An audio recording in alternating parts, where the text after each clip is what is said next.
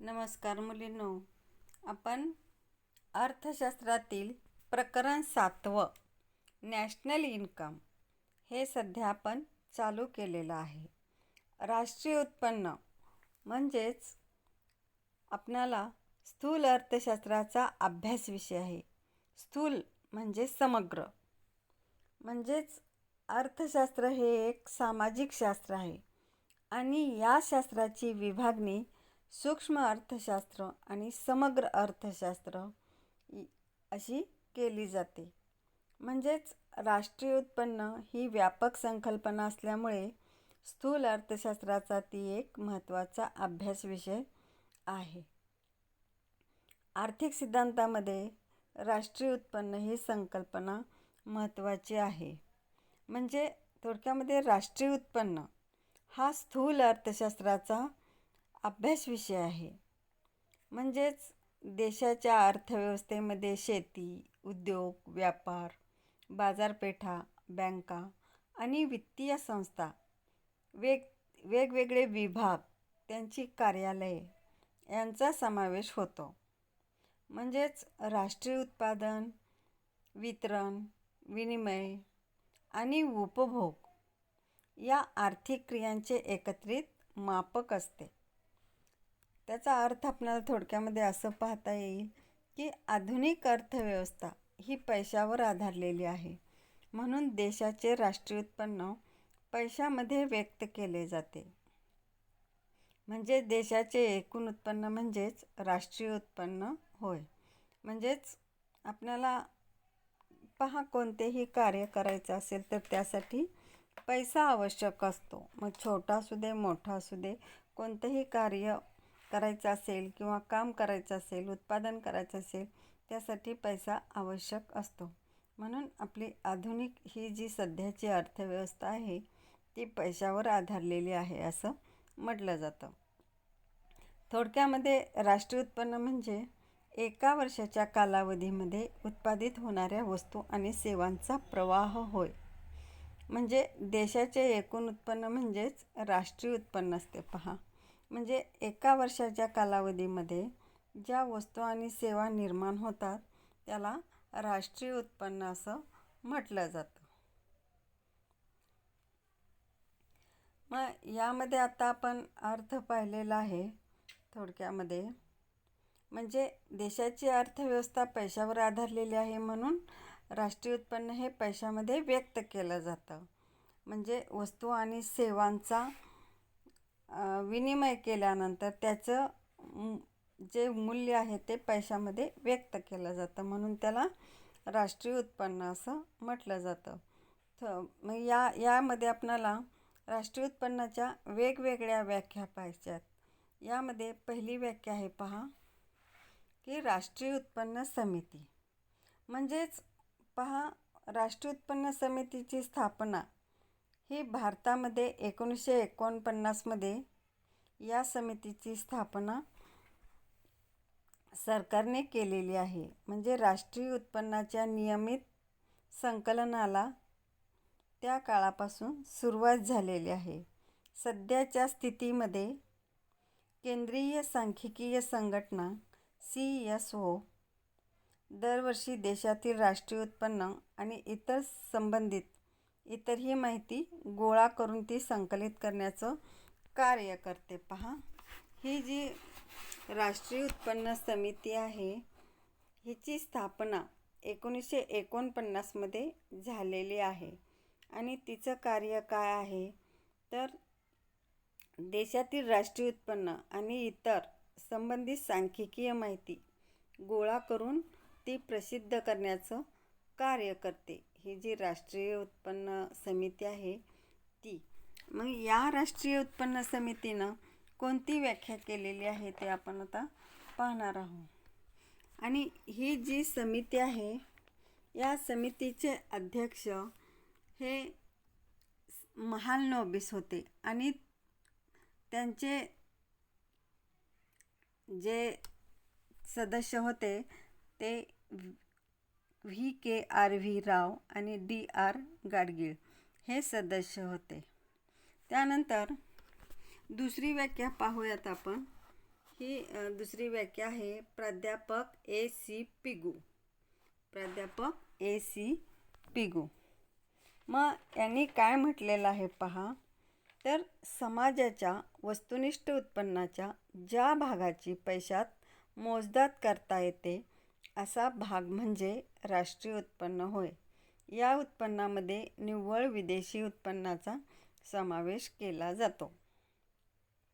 म्हणजे समाजामध्ये जे एकूण उत्पादन होतं त्याचं पैशात व्यक्त केलेलं मूल्य, त्यालाच राष्ट्रीय उत्पन्न असं म्हटलं जातं, असं प्राध्यापक पिगू यांच्या मत आहे. त्यानंतर आयर्विंग फिशर यांनी काय म्हटलेलं आहे, तर राष्ट्रीय उत्पन्न म्हणजे एका वर्षाच्या कालावधीत राष्ट्राच्या निव्वळ उत्पन्नापैकी जो भाग प्रत्यक्षपणे उपभोगासाठी वापरला जातो असा भाग होय. म्हणजे एका वर्षाच्या कालावधीमध्ये जे उत्पन्न होतं आणि त्यापैकी किती भाग प्रत्यक्ष उपभोगासाठी वापरला जातो असा भाग म्हणजेच राष्ट्रीय उत्पन्न, असं आयर्विंग फिशर यांनी म्हटलेलं आहे पहा. त्यानंतर पहा राष्ट्रीय उत्पन्नाची वैशिष्ट्ये. यामध्ये 7 पॉईंट आहेत पहा राष्ट्रीय उत्पन्नाची वैशिष्ट्ये. यातलं पहिलं वैशिष्ट्य आहे स्थूल आर्थिक संकल्पना. आता स्थूल म्हणजे एकूण राष्ट्रीय उत्पन्न एखाद्या व्यक्तीशी संबंधित नसून ते संपूर्ण अर्थव्यवस्थेतील उत्पन्नाचे प्रतिनिधित्व करते. म्हणजे अर्थशास्त्राचा दृष्टिकोन म्हणजे समुच्चयात्मक आहे. म्हणजे अर्थव्यवस्थेच्या कामगिरीची राष्ट्रीय उत्पन्नाची आकडेवारीची कल्पना येते. आपल्याला स्थूलचा अर्थ समग्र असं घेतलेला आहे. म्हणून यामध्ये वैयक्तिक घटकाचा अभ्यास किंवा वैयक्तिक उत्पन्नाचा अभ्यास न करता पूर्ण देशातील अर्थव्यवस्थेचा अभ्यास केला जातो आणि त्यावरून राष्ट्रीय उत्पन्नाची गणना केली जाते. त्यानंतर दुसरा पॉईंट आहे राष्ट्रीय उत्पन्नात अंतिम वस्तू व सेवांचे मूल्य समाविष्ट केले जाते. म्हणजे आपणाला असं म्हणता येईल की दुहेरी मोजदाद टाळण्यासाठी राष्ट्रीय उत्पन्नाचे मापन करताना फक्त अंतिम वस्तू आणि सेवांचे मूल्य धरले जाते. दुहेरी मूल्य याचा अर्थ काय होतो, तर एकच वस्तू 2 वेळा मोजली जाऊ नये आणि समजा मोजली गेली तर राष्ट्रीय उत्पन्न हे डबल दाखवलं जातं किंवा जास्त पटीनं दाखवलं जातं. यासाठी दुहेरी मोजदाद न करता फक्त अंतिम वस्तू आणि सेवांचे मूल्य धरले जाते. यामध्ये कच्च्या मालाचे मूल्य धरले जात नाही. उदाहरणार्थ साखरेचे मूल्य निश्चित करताना ऊसाचे मूल्य विचारात घेतले जात नाही, कारण साखरेच्या किमतीमध्ये ऊसाचे मूल्य मोजलेले असते. त्यानंतर दुसरं उदाहरण पाहता येईल की शर्टाचे मूल्य निश्चित करताना कापसाच्या मूल्याचा विचार केला जात नाही, कारण ते शर्टच्या किमतीमध्ये आधीपासूनच समाविष्ट केलेले असते. त्यानंतरचा तिसरा पॉईंट आहे पहा निव्वळ समग्र मूल्य. आता निव्वळ समग्र मूल्य म्हणजेच आपणाला असं म्हणता येईल की राष्ट्रीय उत्पन्नामध्ये वस्तू आणि सेवांचे निव्वळ मूल्य धरले जाते. यामध्ये झीज, खर्च किंवा घसारा मोजला जात नाही. उत्पादन प्रक्रियेमध्ये ज्या भांडवली वस्तूंचा वापर केला जातो त्यांची झीज होते आणि भांडवली वस्तूंची होणारी झीज म्हणजेच घसारा आणि याचा राष्ट्रीय उत्पन्नामध्ये समावेश केला जात नाही. त्यानंतरचा चौथा पॉईंट आहे पहा विदेशी निव्वळ उत्पन्न. आता विदेशी निव्वळ उत्पन्न यामध्ये राष्ट्रीय उत्पन्नात परदेशातून मिळणाऱ्या निव्वळ उत्पन्नाचा समावेश केला जातो आणि निर्यात मूल्य आणि आयात मूल्य आणि परदेशातून मिळालेले उत्पन्न आणि परदेशाला दिलेली देणी यांच्यातील निव्वळ फरक विचारात घेतला जातो. त्यालाच विदेशी निव्वळ उत्पन्न असं म्हटलं जातं. आणि त्यानंतर 5वा पॉईंट आहे पहा, आर्थिक वर्ष. आता आर्थिक वर्ष म्हणजे काय, तर राष्ट्रीय उत्पन्नाची गणना नेहमी विशिष्ट कालावधीसाठी केली जाते. सर्वसाधारणपणे ते वित्तीय वर्षासाठी असते. म्हणजेच भारताचे वित्तीय वर्ष हे 1 एप्रिल ते 31 मार्च असे आहे. त्यालाच आर्थिक वर्ष असंही म्हटलं जातं. त्यानंतरचा पुढचा पॉईंट आहे पहा, 6वा, प्रवाही संकल्पना. हा जो पॉईंट आहे तो प्रवाही संकल्पना. म्हणजे राष्ट्रीय उत्पन्न ही एक प्रवाही संकल्पना आहे. कारण देशात उत्पादित झालेल्या वस्तू आणि सेवांचा समावेश राष्ट्रीय उत्पन्नामध्ये होतो, म्हणून ही प्रवाही संकल्पना आहे. त्यानंतरचा पुढचा पॉईंट आहे पहा, लास्टचा, पैशात व्यक्त केलेले मूल्य. हा जो पॉईंट 7वा आहे तो पैशात व्यक्त केलेले मूल्य. म्हणजेच राष्ट्रीय उत्पन्न नेहमी पैशात व्यक्त केले जाते, हे आपण अगोदर पाहिलेलंच आहे. ज्या वस्तू आणि सेवांना पैशाच्या रूपातील मूल्य किंवा विनिमय मूल्य असते, अशाच वस्तू आणि सेवांचा समावेश हा राष्ट्रीय उत्पन्नामध्ये केला जातो. त्यानंतरचा पुढचा पॉईंट आहे पहा, हे वैशिष्ट्ये संपलेले आहेत. त्यानंतर आपण राष्ट्रीय उत्पन्नाचा चक्रीय प्रवाह हा पाहणार आहे. आणि हा पॉईंट महत्त्वाचा आहे पहा, की राष्ट्रीय उत्पन्नाचा चक्रीय प्रवाह म्हणजे काय हे आपणाला अगोदर समजलं पाहिजे. म्हणजे पहा, राष्ट्रीय उत्पन्नाचा चक्रीय प्रवाह हा स्थूल अर्थशास्त्रातील ही एक मूलभूत संकल्पना आहे. आणि आर्थिक देवाणघेवाणीतून उत्पादन प्रवाह आणि पैशाच्या प्रवाहाची निर्मिती राष्ट्रीय उत्पन्नाच्या प्रवाहामध्ये होत असते. यामध्ये कुटुंब संस्था आणि उत्पादन संस्था हे 2 घटक महत्त्वाचे असतात. म्हणजेच पहा, ही जी संकल्पना आहे यामध्ये अर्थव्यवस्थेमध्ये राष्ट्रीय उत्पन्न आणि राष्ट्रीय खर्च यांचा सतत चक्रीय प्रवाह सुरू असतो. त्यालाच राष्ट्रीय उत्पन्नाचा चक्रीय प्रवाह म्हटलं जातं. म्हणजेच आर्थिक देवाणघेवाणीतून उत्पादनाचा प्रवाह आणि पैशाच्या प्रवाहाची निर्मिती ही राष्ट्रीय उत्पन्नाच्या चक्रीय प्रवाहामध्ये होत असते. मग हा जो राष्ट्रीय उत्पन्नाचा चक्रीय प्रवाह आहे यामध्ये सतत म्हणजे उत्पन्न आणि खर्च यांचा सतत प्रवाह हा चालू असतो. तो आपण पुढील आकृतीद्वारे आपण पाहणार आहे पहा. आता ही जी आकृती आहे यामध्ये आपणाला चक्रीय प्रवाहामध्ये राष्ट्रीय उत्पन्नाचा चक्रीय प्रवाह यामध्ये द्विक्षेत्रीय राष्ट्रीय उत्पन्नाचा चक्रीय प्रवाह यामध्ये पहा, कुटुंब संस्था, उद्योग संस्था यांचा समावेश होतो. म्हणजेच यामध्ये उत्पन्न, उपभोग आणि गुंतवणूक ह्यांचा विचार केला जातो. त्यानंतर द्विक्षेत्रीय झाल्यानंतर त्रिक्षेत्रीय राष्ट्रीय उत्पन्नाचा चक्रीय प्रवाह यामध्ये कुटुंब संस्था, व्यवसाय आणि सरकारी क्षेत्र यांचा समावेश होतो.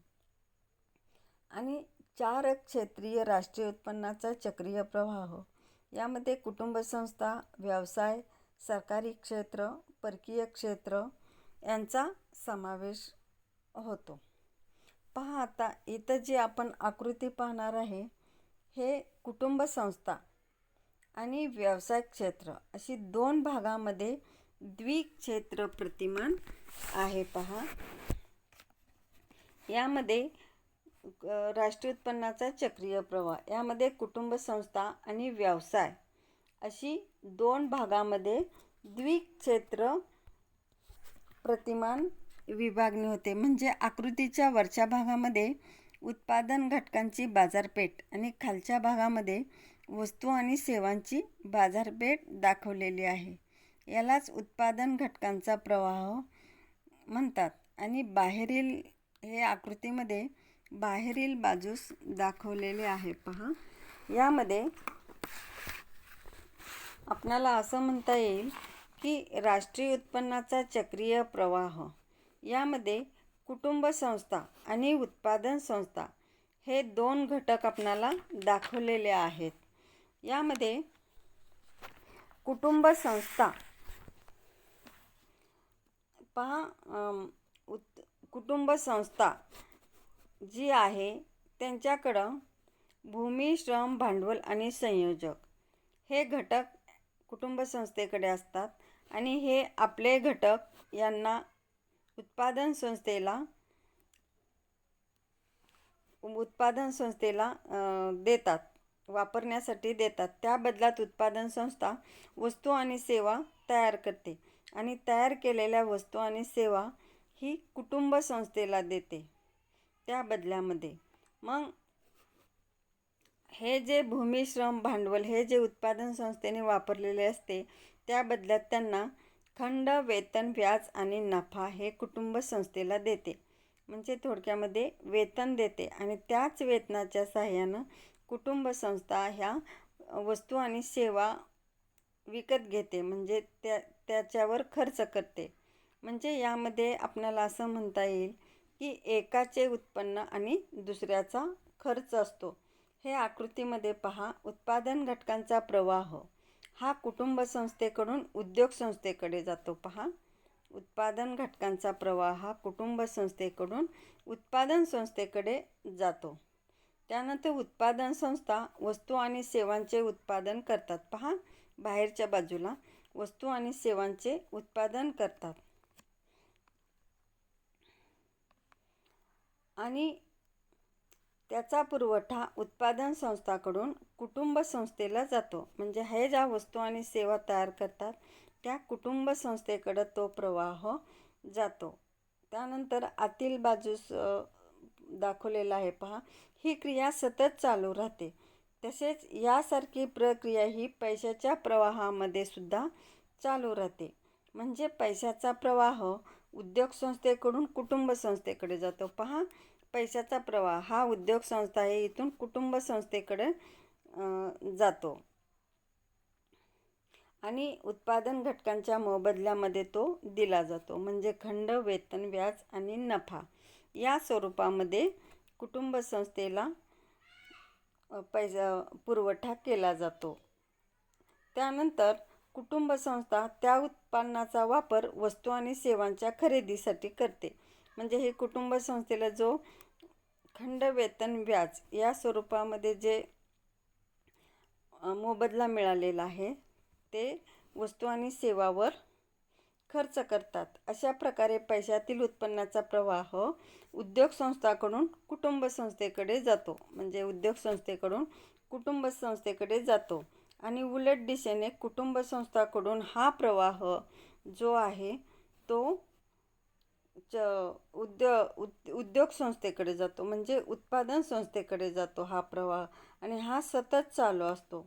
म्हणजे यामध्ये कुटुंब संस्था उत्पादन घटकांच्या सेवा उत्पादन संस्थांना विकतात आणि उत्पन्न मिळवतात आणि कुटुंब संस्था त्या उत्पन्नाचा वापर वस्तू आणि सेवांच्या खरेदीसाठी करतात. आणि अशा प्रकारे पैशातील उत्पन्नाचा प्रवाह उद्योग संस्थाकडून कुटुंब संस्थाकडे प्रवाहित होत जातो आणि उलट दिशेने कुटुंब संस्थाकडून हा प्रवाह उद्योग संस्थेकडे जातो. म्हणजे आपल्याला थोडक्यामध्ये काय म्हणता येईल की एका व्यक्तीचे उत्पन्न म्हणजे दुसऱ्या व्यक्तीचा खर्च होय, असं आपल्याला या कृतीवरून आपल्याला सांगता येईल. त्यानंतर राष्ट्रीय उत्पन्नाच्या संकल्पना. यामध्ये आपणाला स्थूल देशांतर्गत उत्पादन असं आपणाला पहिली संकल्पना आहे पहा. स्थूल देशांतर्गत उत्पादन याचा अर्थ आपल्याला असं सांगता येईल की दिलेल्या वर्षात देशाच्या भौगोलिक सीमेच्या आत उत्पादित होणाऱ्या अंतिम वस्तू आणि सेवांचे बाजारभावानुसार येणारे मूल्य म्हणजेच स्थूल देशांतर्गत उत्पादन होय.